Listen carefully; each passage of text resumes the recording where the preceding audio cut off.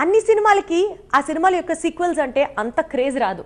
Cinema block buster అయినప్పుడే, సినిమాకి craze ఉన్నప్పుడే, ఆ టైంలో గనక ఒకవేళ సీక్వెల్ తీస్తే అప్పుడే జనాలు ఆదరిస్తారు. ఇదే దారిలో నడిచిన సినిమాలు KGF 2 అండ్ అలాగే బాహుబలి 2 బీభత్సంగా హిట్ సాధించాయి. ఇప్పుడు ఇదే మార్గంలో పుష్పరాజ్ కూడా నడవాలనుకుంటున్నాడు. ఈ ఏడాది ఇండియన్ బాక్స్ ఆఫీస్ చాలా బ్లాక్ బస్టర్స్ చూసి ఉండవచ్చు, కానీ యానిమల్ మాత్రం చాలా డిఫరెంట్. ఈ మూవీతో యూత్ ను వెర్రెక్కించాడు సందీప్ వంగ. ముఖ్యంగా యానిమల్ పాత్రలో రణబీర్ ప్రదర్శించిన నటన అతనిని ఈ తరం సూపర్ స్టార్ ను చేసింది. యానిమల్ సీక్వెల్ పై ఆసక్తి పెంచేలా చేసింది. యానిమల్ వసూళ్లు 800 కోట్లు దాటాయి. మరో 100 కోట్లు ఈజీగా వస్తాయని ట్రేడ్ వర్గాలు చెబుతున్నాయి. సో అటు ఇటుగా 1000 కోట్లు. ఇంతటి బ్లాక్ బస్టర్ కు నెక్స్ట్ ఇయర్ లేదా ఆపై ఏడాది కనుక సీక్వెల్ రిలీజ్ చేయగలిగితే ఈజీగా మరో 1000 కోట్లు రాబట్టవచ్చు. ఇది యానిమల్ ప్రొడ్యూసర్స్ ప్లాన్.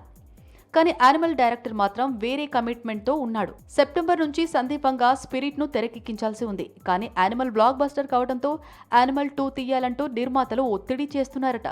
అన్ని కుదిరితే స్పిరిట్ వెనక్కి వెళ్లి యానిమల్ సీక్వెల్ ముందుకు వచ్చినా ఆశ్చర్యం లేదు అంటున్నాయి బాలీవుడ్ వర్గాలు.